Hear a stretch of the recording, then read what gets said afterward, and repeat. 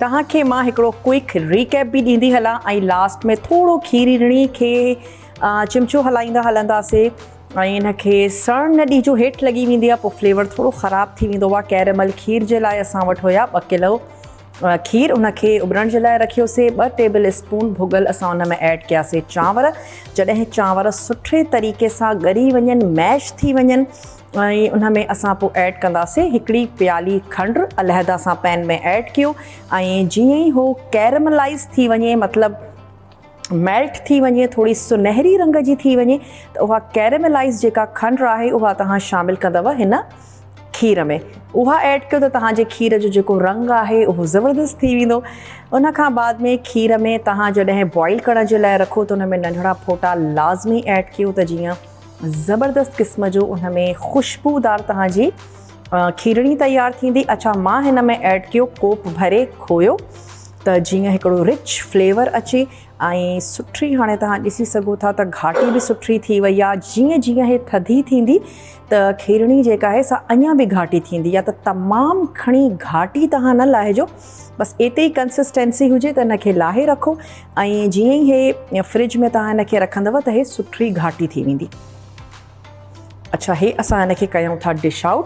पुलाव जे लाइ अवल तव्हां ऑयल गरम कयो, ऑयल में असां ऐड कंदासीं थूम ऐं अदरक जो पेस्ट, उन सां गॾोगॾु उन में शामिलु कंदासीं साबित गरम मसालो। थोरी ख़ुशबू अचणु शुरू थी वेंदी त पोइ असां उन में शामिलु कंदासीं थोरा टमाटा ऐड कंदासीं। टमाटनि जे मसाले खे भुञणो आहे, उन में वॾिफ ऐं उन सां गॾोगॾु शामिलु थींदी थोरा असांजा सुका धाणा। असां उन में शामिलु कंदासीं पीसे करे, उहे तव्हां हिन में ऐड कयो। उन सां गॾोगॾु हुन में शामिलु कंदासीं थोरा सावा धाणा शामिलु कयो।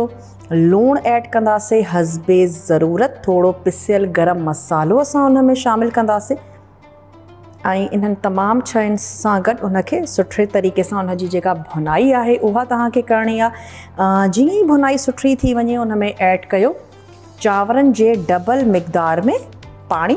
1/2 kg मां वटि राइस हुया त मां उन में ऐड कयो 1 kg पाणी या 1 लीटर तव्हां उन में ऐड कयो पाणीअ जो, उहो असां उन में शामिलु कयोसीं। उन खां बाद में जीअं ई चांवर असांजा दम ते अची विया उनखे असां दम ॾेई छॾियोसीं ऐं 15 खां 12 मिंट तव्हां हुनखे दम ॾिजो। दम ॾियण खां बाद में उहा थी वेंदी बिल्कुलु तयारु। हाणे मां इहो थी कयां त पुलाव खे बि सर्व थी कयां।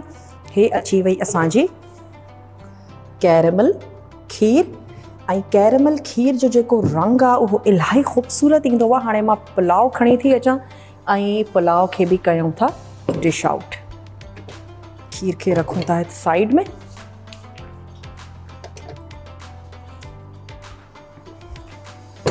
चलो जी, अची वियो असांजो पुलाव। अच्छा, कुझु जेको असांजो पुलाव आहे उहो अलॻि सां सर्व कंदासीं ऐं कुझु जेको आहे थोरा मां हिन में सावा धाणा ऐड कयां, हिकिड़ी सुठी फ्रेशनेस बि अची वेंदी सावनि धाणनि सां। ऐं कुझु असां प्लेट में सर्व कंदासीं कोफ्तनि सां गॾु।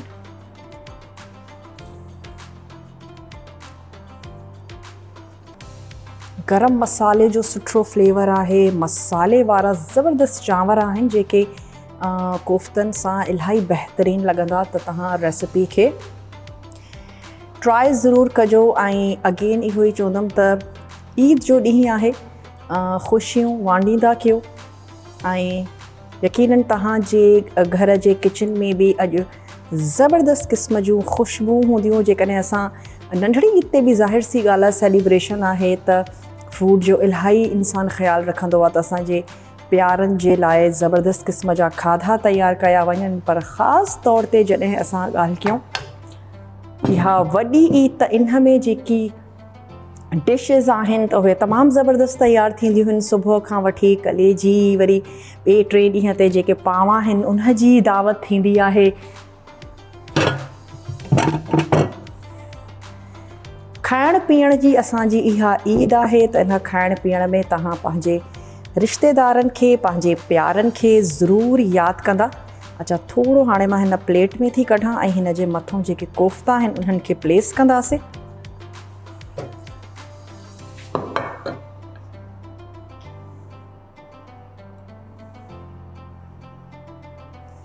चलो जी, ट्राई ज़रूरु कजो रेसिपी ऐं वक़्तु बि हाणे थी वियो आहे त तव्हां खां इजाज़त वरिती वञे। पंहिंजो खोड़ सारो ख़्यालु रखंदा, रेसिपी ज़रूरु ट्राई कंदा ऐं हिकु दफ़ो ॿीहर